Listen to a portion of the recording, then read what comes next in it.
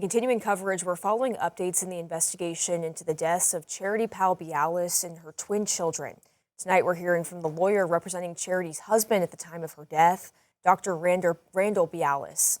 In a statement to 5 News, Dr. Beallis' attorney, Michael Pierce, says in part, quote, Mr. Beallis has been cooperative with law enforcement and fully supports the Sebastian County Sheriff's Office investigation. We hope the Sheriff's Office finds the truth about what happened to Mrs. Charity Beallis and their children. His lawyer also claims Dr. Beallis was recently awarded joint custody of the twins during a hearing on December 2nd, and that the children were set to spend more time with him moving forward.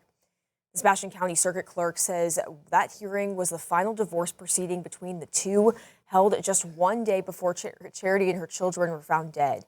Court documents say Dr. Beallis was arrested in February and pleaded guilty in October to third-degree battery in a domestic case involving Charity. A no-contact order was in place at the time. Dr. Beallis has not been named a suspect or charged in the deaths. You can read more about this case on our website, 5newsonline.com. Well, this morning, the Fort Smith community gathered to pay tribute to our military heroes through a meaningful holiday tradition. Families, volunteers, and community members joined together to place Christmas wreaths on the gravestones of the men and women who served our nation. 5 News reporter Laura Castleman was there to show how they're honoring veterans.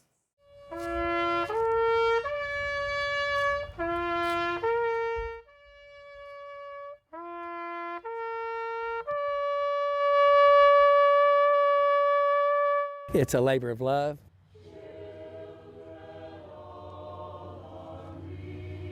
On Saturday, hundreds gathered to lay thousands of Christmas wreaths at the Fort Smith National Cemetery. When there's a veteran, there's somebody not at the dinner table that would normally be there.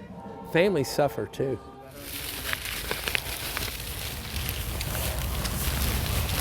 It always means a lot to me, especially that these people get to be remembered for their service.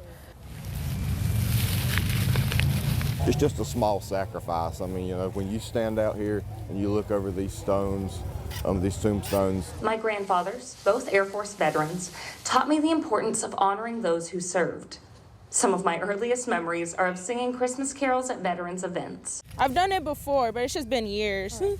It's a small way to give back for the sacrifice they made for everyone else. We pay $4 a wreath and $1 for the bow. So that's $5. And a way to make sure these military heroes' legacy lives on, especially during the holidays. I've talked to a lot of veterans and over the years, and the prevailing theme is this: they never have been afraid of dying. They were afraid of being forgotten. In Fort Smith, covering news where you live, Laura Castleman, 5 News. Well, a tiny puppy in Northwest Arkansas is getting a new start after a difficult beginning that nearly cost him his life. Tonight, Gus is healthy, happy, and headed to a forever home, thanks to a foster mom, a dedicated rescue team, and a family who felt called to him. When foster mom Lori Comer first brought home a litter of puppies for Best Friends Animal Society, she quickly noticed one of them, named Touche, was struggling. He was 3 days old, and he was just lethargic. And so my biggest concern was he wasn't going to make it. He hadn't been able to eat very well from his natural mother because he was so much smaller than the other puppies. So Lori tried something unusual, introducing Touche to a second litter of puppies. He was very excited when he saw the new puppies, and he was even more excited when he saw the milk truck come through. Best Friend says it was safe to try, and the mom of that litter, Donna, accepted him. This mom had 11 puppies already.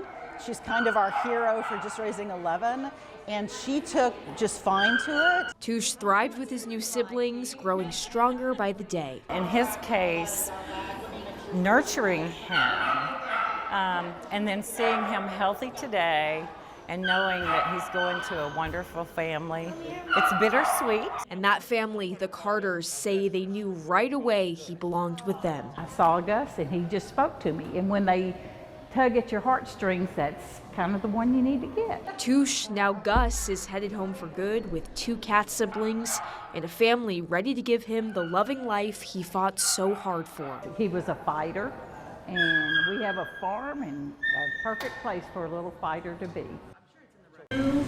Well, in Fayetteville today, runners from near and far braved the cold and had the option to choose between a half marathon, 10K, 5K, and a fun run, visiting some of Fayetteville's most unique spots. Just start somewhere, start small. It doesn't have to be a whole lot, just any little bit you can do and then build upon it. And so the biggest first step is just getting out there. And 2, 1, go. Did you see me in that video? I got to run the half marathon this morning and it was an absolute blast. Definitely a little bit cold, but I was pretty happy with my time running it and had lots of fun. There I am. Well, the Jones Center in Springdale helped begin their 30th anniversary by hosting their first La Posada. Streaming from a Latin American tradition, La Posada observes Mary and Joseph's search for lodging in Bethlehem before the birth of Jesus.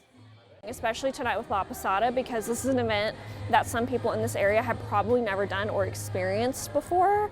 And so we're really excited for people of different backgrounds to come and celebrate the holiday season with this new tradition. Event goers began their celebration walking along Emma Avenue, stopping along businesses like Mr. Taco Loco and Banco C to make traditional call and response musical chants in English and Spanish.